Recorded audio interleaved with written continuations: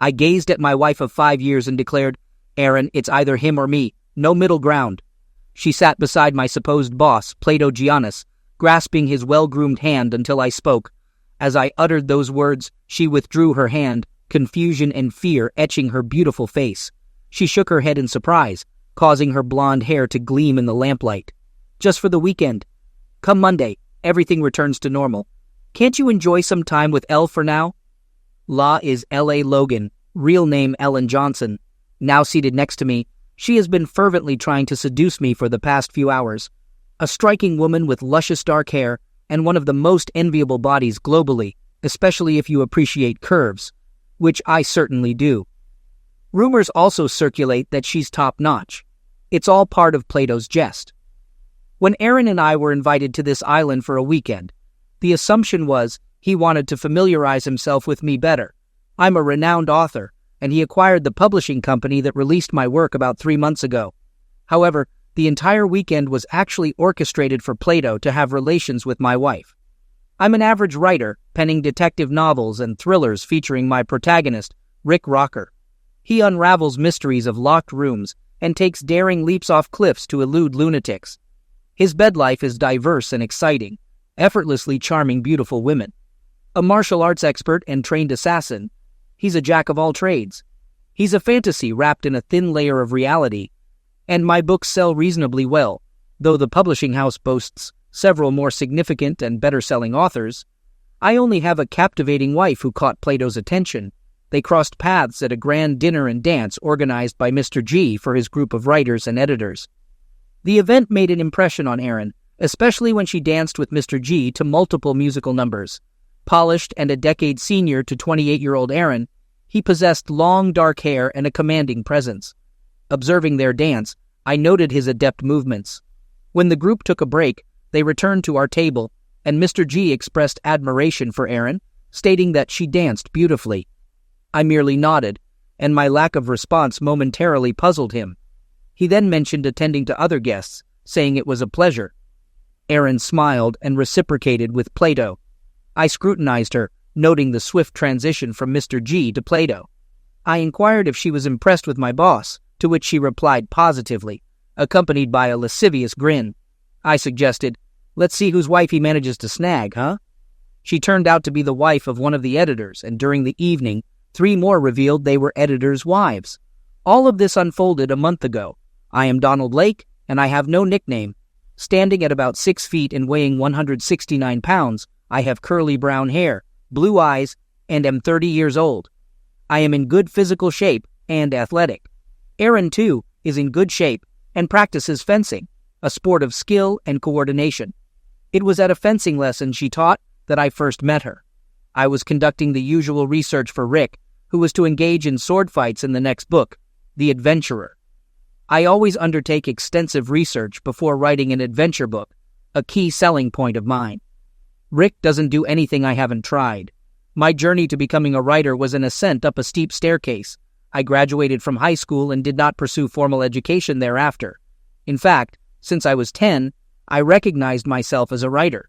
Throughout school, I penned story after story, with 2 published in obscure literary magazines during high school. Despite considering myself a serious writer, the need to work for a living arose. After finishing school, I worked as a car mechanic, which I enjoyed. However, it didn't pay much, prompting me to start writing thrillers. Miraculously, one sold, followed by another and another. My current publisher signed me after receiving my first Rick Rocker novel. Sally Baker became my editor, and we quickly found common ground. A sweetheart, but deeply married, she had elementary school-aged children. While working on the second Rocker book, I met Aaron. I completed the book after receiving advice from her about a sword duel, and our professional relationship evolved into several dates, eventually leading to closeness. Our connection was immediate, and we both were delighted. At the time, Aaron operated her music store, surviving the initial stages of starting a business thanks to loans from a family trust. The store featured various instruments in one section and recordings of diverse music, along with sheet music in the other. So, fencing is just a hobby. When we got married, she was 23, and I was as happy as I thought it was possible to be happy.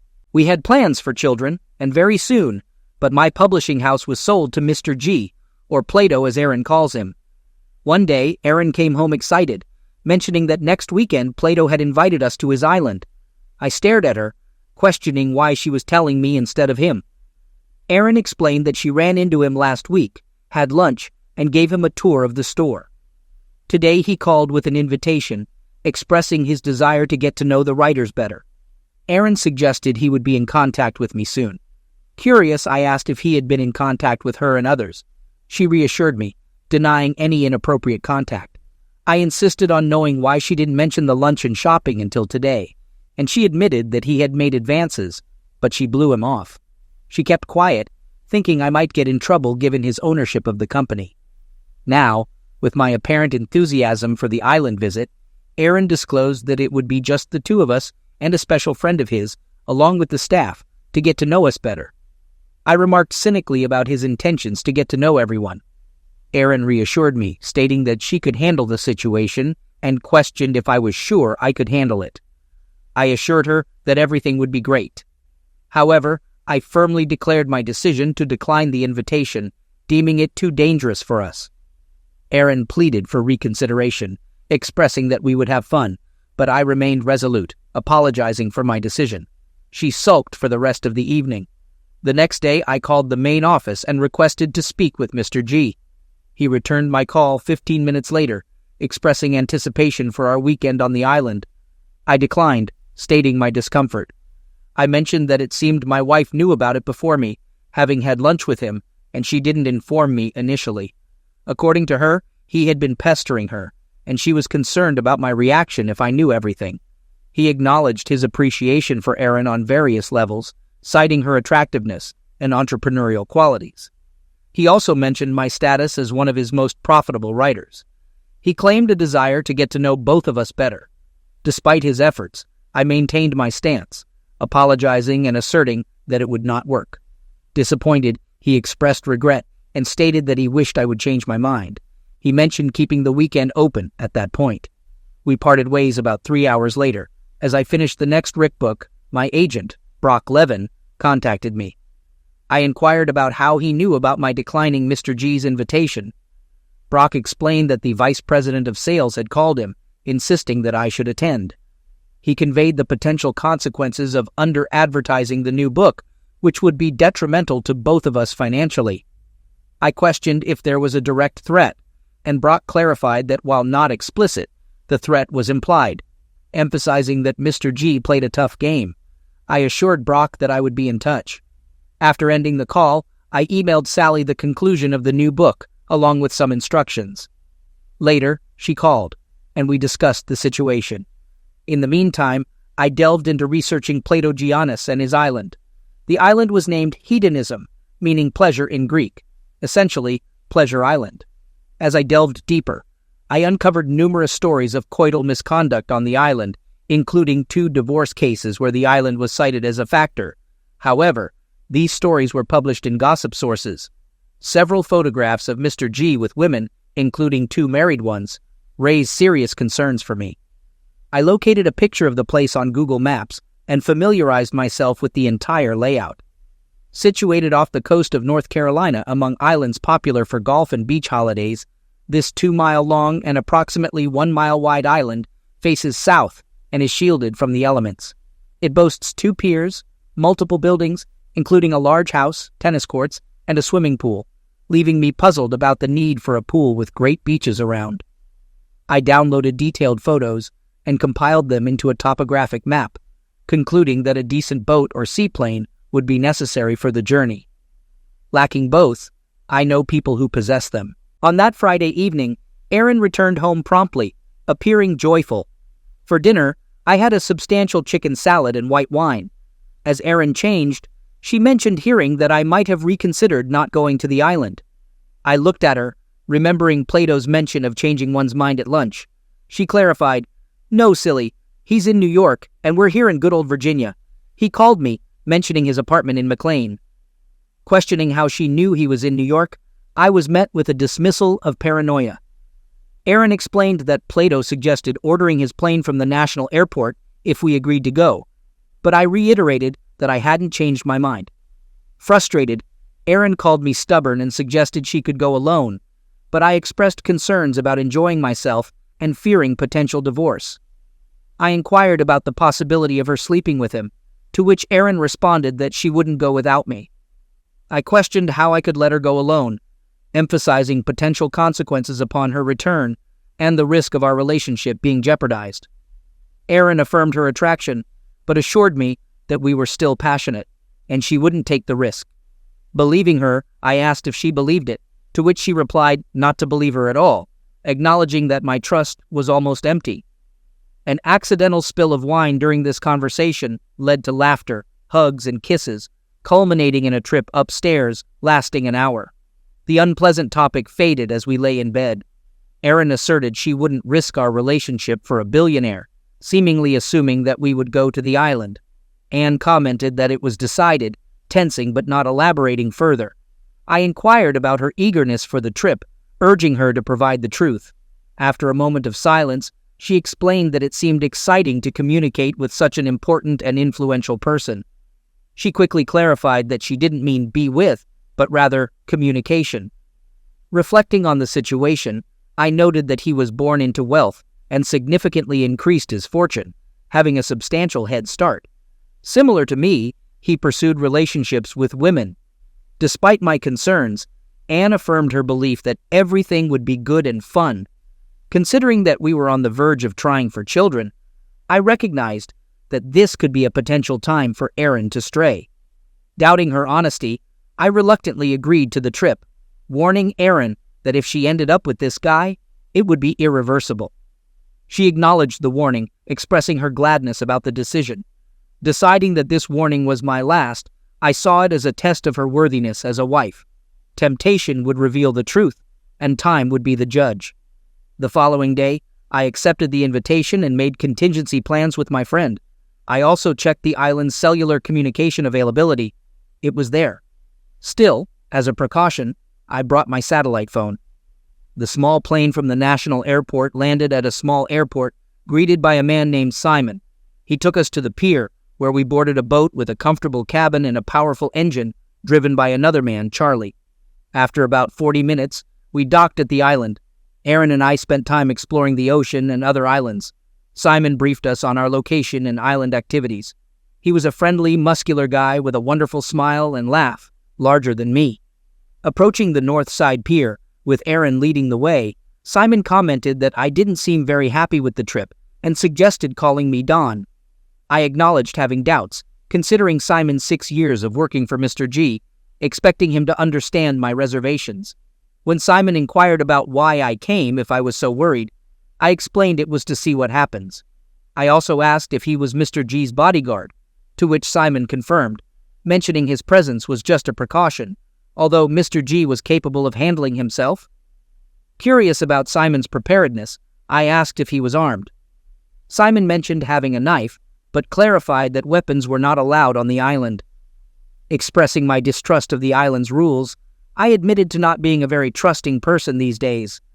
Simon assured me that no firearms were needed, emphasizing that I wouldn't require one no matter what happened. The boat pressed tightly against the pier, and Simon, along with a young man on the pier, secured it. Erin received Simon's hand, and I disembarked from the boat, noticing Simon's slight worry.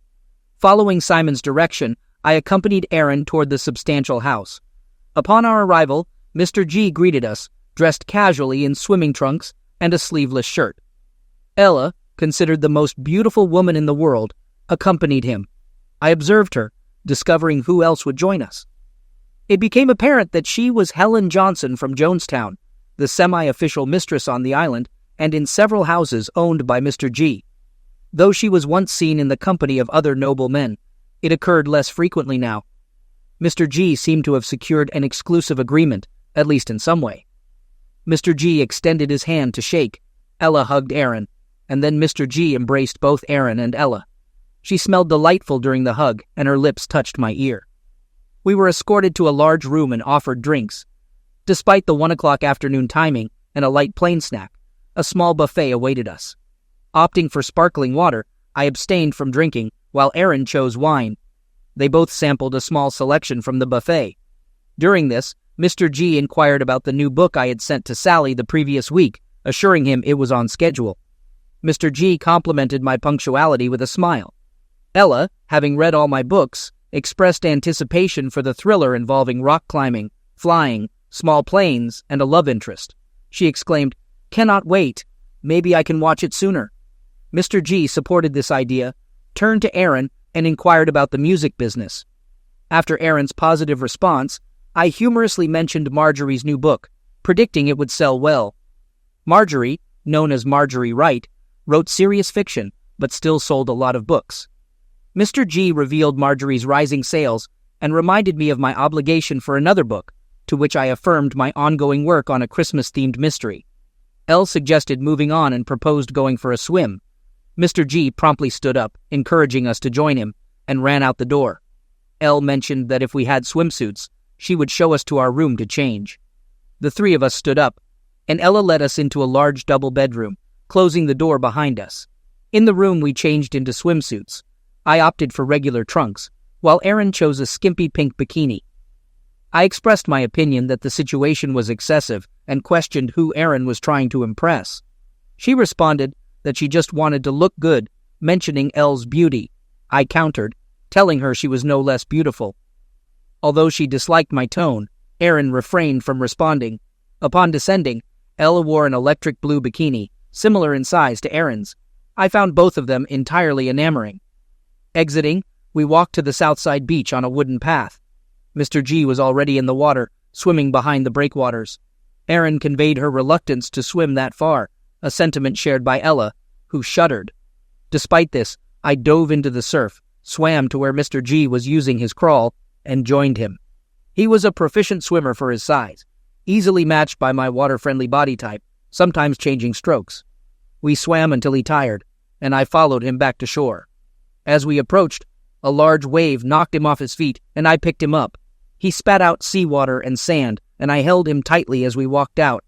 His legs seemed like wet noodles, likely from overextending himself in our swimming competition. Quickly regaining composure, he pulled away, stating that he was fine and the wave had taken him by surprise. Approaching the sunbathing women, I inquired who wanted to swim. Ella immediately stood up, her top slipping slightly as she raised her hand. Both of us ran to the surf. Aaron declined, so I pursued Ella. The rear view was impressive. She dove in like an Olympian, swimming beyond the breakwaters. I followed her, amazed at her superior swimming compared to Mr. G. Swimming alongside for a distance, she suggested, "Let's turn," which I did. Intrigued by the glimpse of flesh, I let her get about 4 meters ahead, observing her from the side. She turned over, floated on her back, and her chest swayed in and out of the water. An absolutely amazing woman. Given my proficiency in backstroke, I joined her, swimming alongside until she declared, "I've had enough," and swam back to the shore, pausing briefly to glance at her from behind. Upon surfacing from the waves, Aaron and Mr. G were nowhere in sight, but my attention shifted to my snug swimming trunks.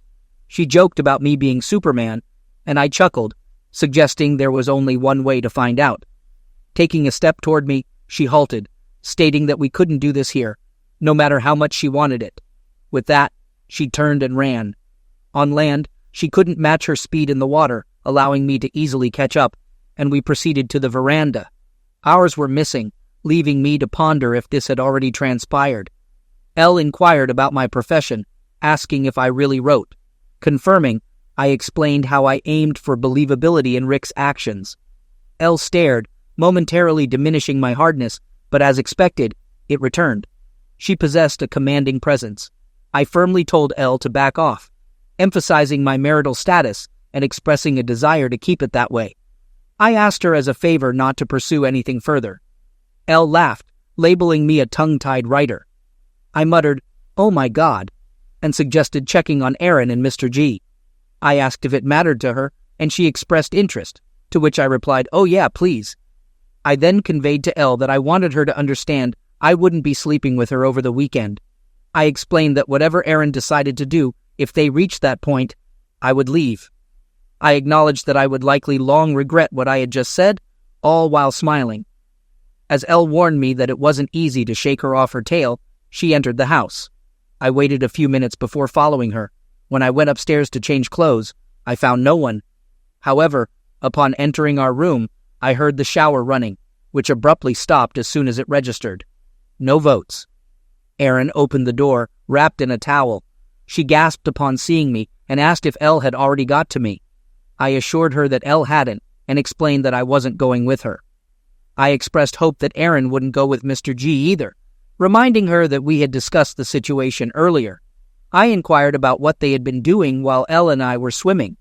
Erin informed me that Mr. G showed her around, pointing out the swimming pool, tennis court, and gym downstairs. She emphasized that there was no relationship activity involved. I acknowledged my belief that Mr. G wouldn't engage in such risky behavior, considering they didn't know how long Elle and I would be gone, and I suspected they had been watching us during our swim. Erin concurred, describing Mr. G as a gentleman. However, she expressed concern that sooner or later, he would come for me. I admitted to the likelihood and added that Elle would come for her as well. Erin grinned, saying it wasn't very comforting, but assured that she wouldn't give in, emphasizing that I shouldn't either. We discussed our plans for the evening, with Erin declaring that we had time for love after drinks and snacks at 5. She dropped the towel, and I admitted I was still on edge because of Elle. We engaged privately with genuine zeal, only realizing afterward that the windows were open. Erin remarked that it didn't matter, stating that they were married. Glancing out the window, Elle sat on a sun lounger about 6 meters away. She looked up, smiled, waved her hand, and then reached for her shorts. I distanced myself from the window. Erin noticed my renewed arousal and fixed her gaze on me. Glancing out the window, she remained entranced for a while. A groan emanated from outside. Erin turned to me, exclaiming, "Oh my God, Donnie, forget about yourself. She can have me. I can give up on you. I will not give up." Erin teased that I had to beg Elle to give up, claiming it was the only chance I had. I mentioned that I had already tried begging, but it didn't seem to work. I speculated that Plato had given Ella a task so he could have me, finding the situation strange, but admitting it kept my interest. I promised Erin that I wouldn't give in to Elle's advances, expressing gratitude for her help. Erin observed that I was still erect, and suggested that we could engage privately every 2 hours to alleviate the situation. We descended to the main room in casual attire, Docker shorts and a collared shirt for me, and Erin in a dress with her hair down and high-heeled sandals. Mr. G was already there, sipping beer. He inquired about our swim with Ella, and I responded positively, praising Ella's swimming talents. Mr. G suggested I call him Plato, appreciating the famous name. He mentioned his father's fondness for reading about Plato. Ella joined us, also wearing a dress and heels. The dress seemed modest, but looked anything but on her. I sensed Erin feeling a bit insecure, understanding it was part of the game. Elle attempting to outshine Erin, who, in turn, would try to assert herself by winning Plato's attention. I moved closer to Erin, putting my arm around her shoulders. Plato informed us about the available beverages and snacks, expressing a preference for pretzels. As he spoke, he ate one. The 4 of us chatted for a while, and then Ella took me to show me around the house, which I found impressive. I asked if Plato used the gym, and Elle confirmed, mentioning his preference for weightlifting. She pointed to the bench with a barbell and described it as heavy. I demonstrated a few swings with the barbell, with Ella watching intently from above. Ella mentioned that Plato only did 3 reps before resting, and as she spoke, she began breathing heavily. I decided to lift the barbell and did 8 more reps. Plato then commented on Ella's strengths, suggesting that her role for the weekend should be to seduce me so Plato could take care of Erin. Ella acknowledged that similar tasks had occurred before, expressing her willingness to finish the job, even if it wasn't usually very pleasant. She playfully asked if I would stop if she started begging. I was genuinely serious in my response, but she perceived it as a joke, stating that she wouldn't stop, but would enjoy seeing me beg. Elle then ascended the stairs, and I waited for my hardness to subside before standing up. The 3 of them huddled together in the living room and conversed. When I entered, they fell silent, and Plato suggested I have something to drink, maybe beer. I glanced at the bar, walked over, extracted a bottle of Corona, and popped it open. The others had wine, and we chatted for a bit. I then asked if they had finished discussing their plot, or if I should leave, prompting an awkward silence. Ellis Lentley observed the others, mainly Aaron, who looked at Plato. Plato then stated that there were no secrets. At that moment, Simon came in and declared that dinner was served, leading us into the dining room, where dishes were arranged on the buffet table. It was a familial serving style.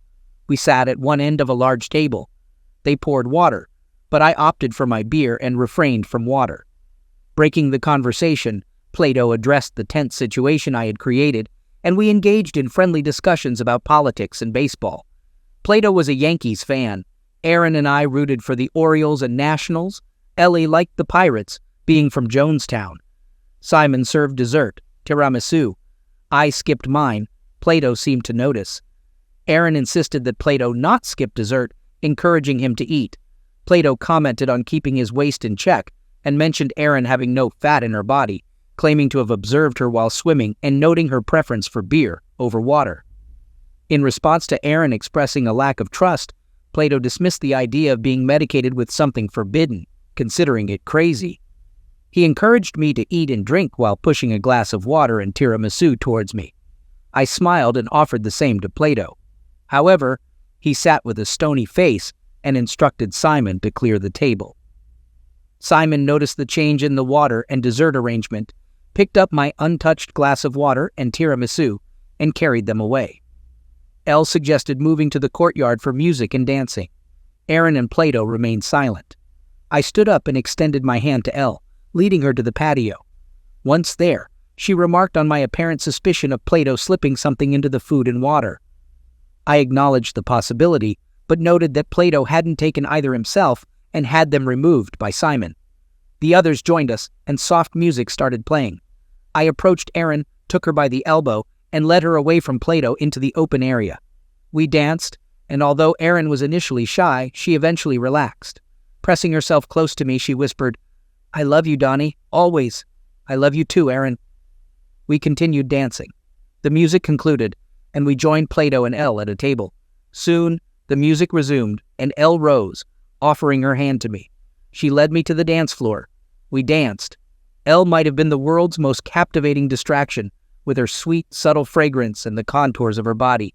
She entranced me, eliciting immediate delight, as she always did. Observing Plato's hands on Aaron's backside, I noted that she didn't push them away. Breaking away from Elle, I walked the short distance to Aaron and Plato, standing there and observing them. Aaron noticed and tried to move away from Plato, who persisted in keeping his hands on her. She gently pushed him on the chest, expressing a desire to avoid problems. Plato released her, but took her hand, guiding her back to the table. Elle returned after me, and we sat down, with her sitting very close to me. Aaron held Plato's hand as they sat side by side. Plato expressed disappointment in me, claiming that Elle was a fantastic lover and could provide me with one of the most powerful and delightful experiences of my life. He accused me of denying her this opportunity. I asserted that I had a wife and wouldn't entertain the idea of a trade, bringing us back to the initial discussion. Turning to Aaron, I stated that it was either him or me, with no intermediary options. She withdrew her hand from his, but looked at me and suggested that it was only for the weekend, and on Monday, everything would be back to normal. She asked if I couldn't have some fun with Ella for the time being. Scrutinizing her, I questioned if she was serious, and if I should take it as a yes or no, even if it meant it would be over between us. I firmly stated my refusal with a simple no. Despite not understanding why it should imply anything, I made it clear that I wouldn't entertain the idea. I extended my hand to her, and she took it.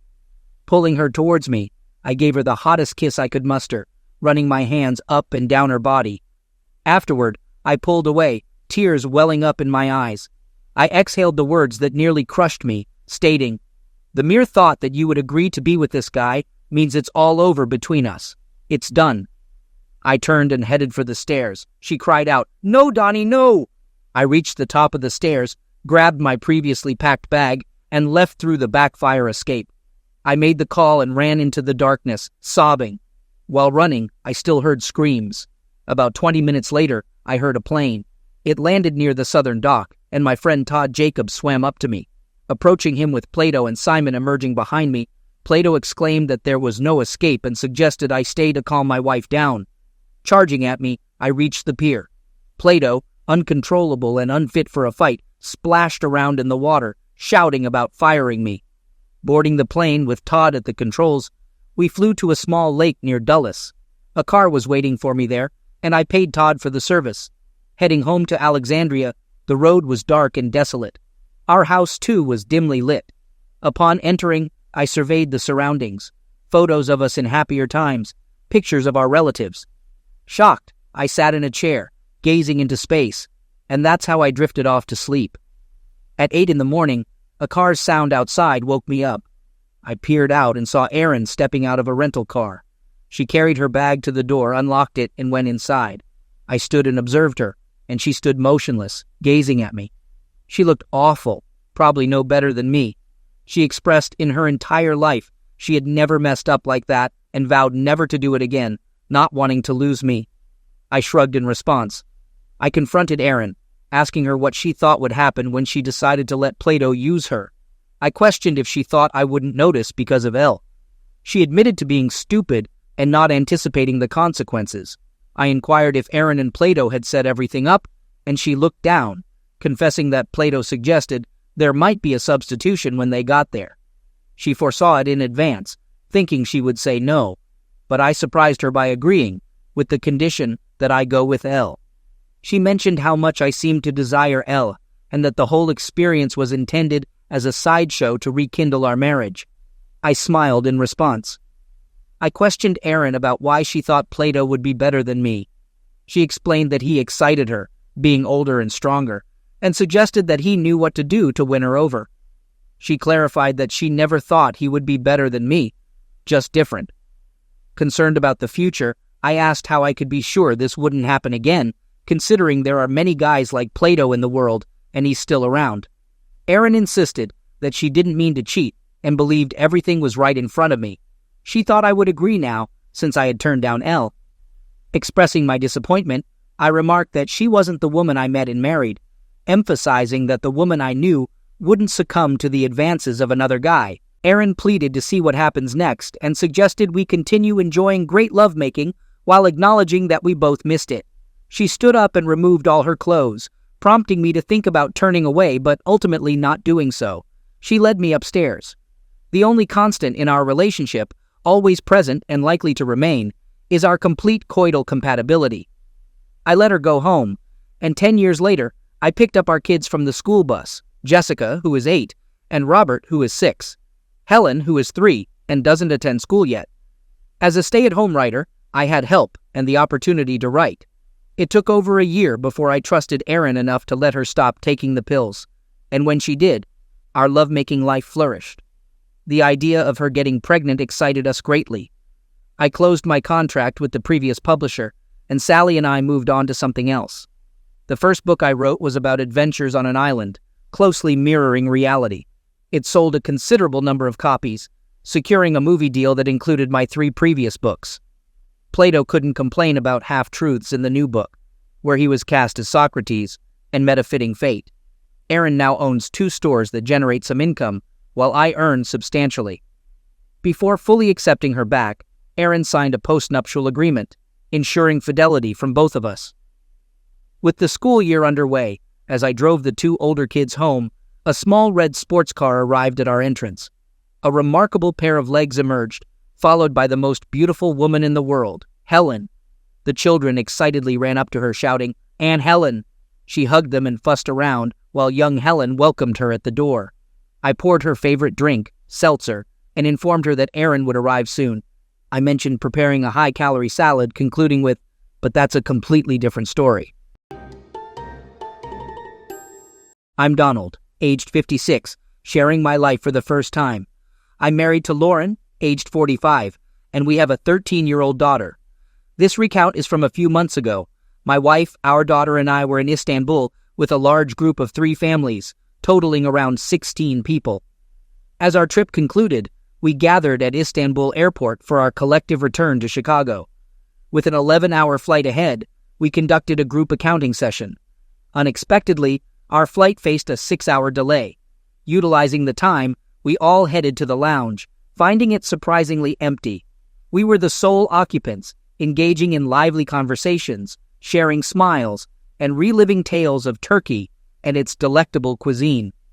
Taking a brief smoke break, I returned after 15 minutes, walking towards my wife. Spotting a slender figure near her, my heart raced, not due to nicotine, but an intense surge of emotions. The closer I got, the more my heart raced, transporting me back 2 decades to a moment of holding hands in a church, saying, "I do," and embarking on a shared life. Suddenly, I snapped back to the lounge, informing my wife of my need for fresh air before walking out without acknowledging the woman talking to her. Outside, memories flooded back, bringing me to moments with Maria in Columbus, Georgia, by the Chattahoochee River. Closing my eyes, I revisited our love story from college to marriage. Maria, my life, has been the object of my affection since our college days. We married, moved in together, and embarked on a promising married life. My journalism career and her role as a financial expert led to frequent travels, yet we maintained our connection. Maria's sparkling eyes brightened my days, and when at home, our time was filled with love and delicious meals she prepared. The initial 2 years of marriage were seamless, with no signs of trouble in paradise. We postponed having children to establish ourselves professionally. Our only challenge was the limited time we could spend together due to our demanding jobs. Travel became a constant, even for Maria. The sole point of contention was my mother, living alone and desiring frequent visits. My wife harbored a dislike for her, and although I never probed the reasons, I endeavored to keep them apart, maintaining a delicate balance between them. In January, my mother became ill, and I informed my wife that I would care for her. She wasn't pleased, since I had just returned from covering a story in Iraq. We argued because she wanted me to hire help for my mother instead of going myself. I explained that my mother is old, and this might be the last time I see her alive. Maria was unhappy, but I ignored it. 3 days later, my mother died in my arms, leaving me devastated. After her burial, I returned home, and Maria once again complained about my mother. I was shocked and couldn't understand her point. She caused so much trouble, insisting that the deceased person should have been in the hospital from the start. I remained silent, trying to comprehend it all. "Why is Maria criticizing a deceased person?" I retorted, but she shut me down, saying the person won't respond, so I should zip it. That led to a week of silence between us. To break the ice, I took her out for dinner, and that night, we shared a closeness moment. Things seemed better, but I had to go to Afghanistan to cover the historic Silk Road. In my absence, Maria earned promotions and a higher salary. When I returned 2 weeks later, everything had changed. Coming home, Maria greeted me warmly, but during dinner, she seemed tense. She said we needed changes in our lives. "What changes do you want?" I asked. She expressed the challenges of my frequent and prolonged absences, longing for my touch. Maria gave me 2 options: find a job near her, or find her a job to travel with me. Torn, but relieved by her honesty, I agreed to find another job, closing the topic. The next morning, I resigned and got a local job at the TV channel, even though it paid less. When I told Maria about the 30% reduction in my salary, she was angry. I explained the trade-off for a stationary job, but she resisted, upset about the decreased contribution and its impact on her lifestyle. It was a tough situation, but I was committed to making it work. We continued like that, and over the next 3 months, things deteriorated. We talked less, and nights lacked lovemaking. Her demeanor shifted from a loving wife to a nagging presence. She found faults in everything, and not a single day passed without going to bed angry. It got so bad that one night she asked me to stop breathing as my breath disturbed her sleep. A few days later, my phone went missing, prompting me to use my wife's phone to call mine.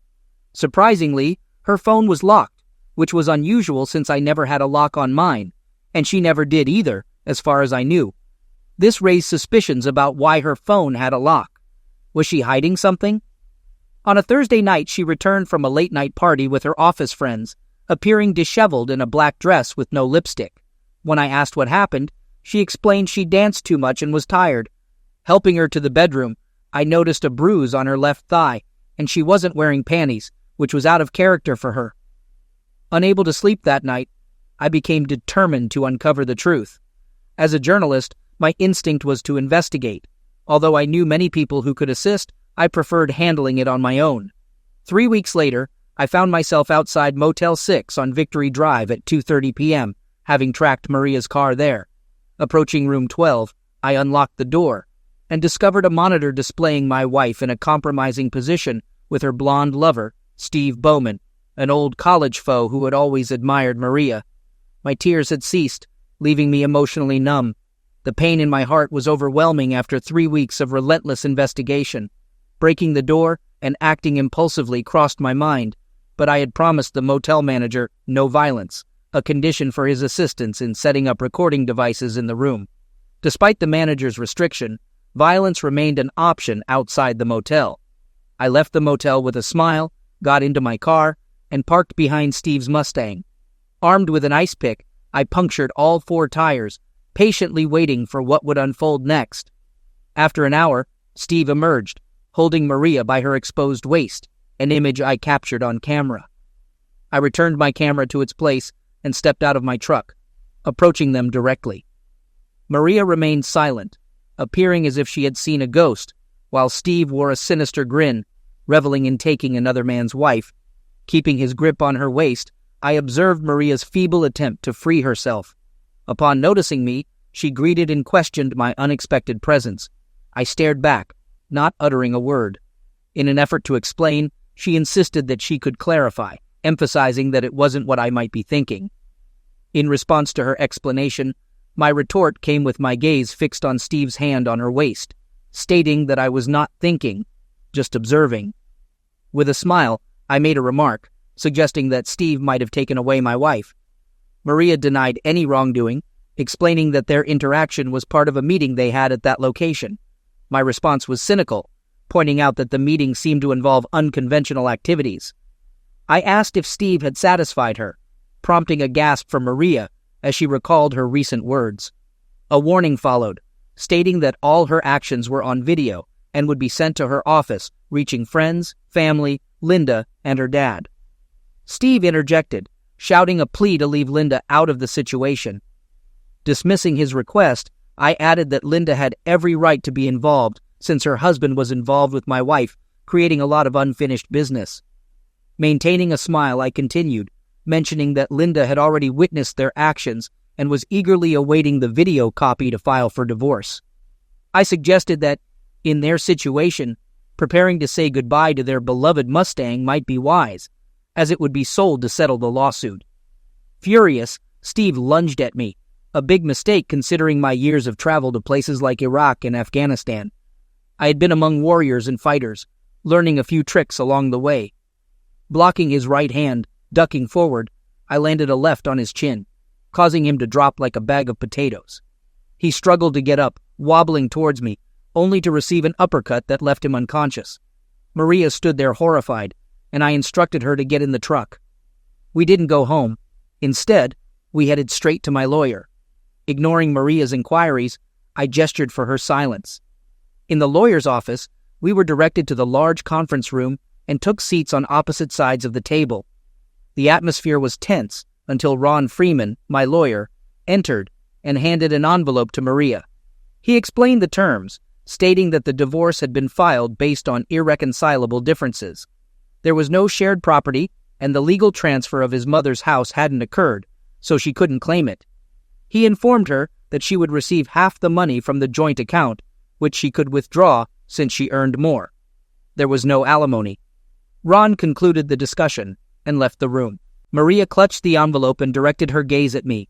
Breaking the silence, I warned her that if she contested the divorce, I'd alter the grounds to infidelity, ensuring widespread exposure of her infidelity on all social media platforms.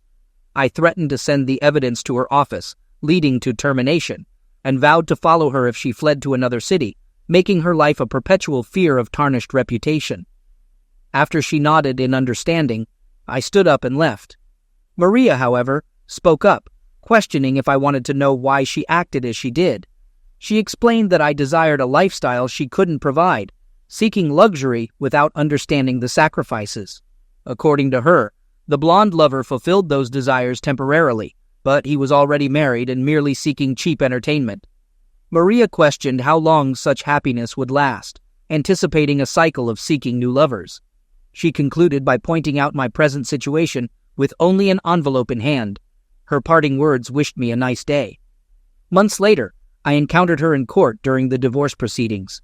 We never exchanged words, only receiving the court's orders granting the divorce. Steve, her lover, never filed a complaint against me, as cameras in the parking lot would have shown him as the aggressor. I sent Linda the videos and evidence of Steve's infidelity, leading to their divorce, and rumors of Steve facing consequences from Linda's brothers. Linda's father, connected and vengeful, wanted to punish Maria, but Linda intervened.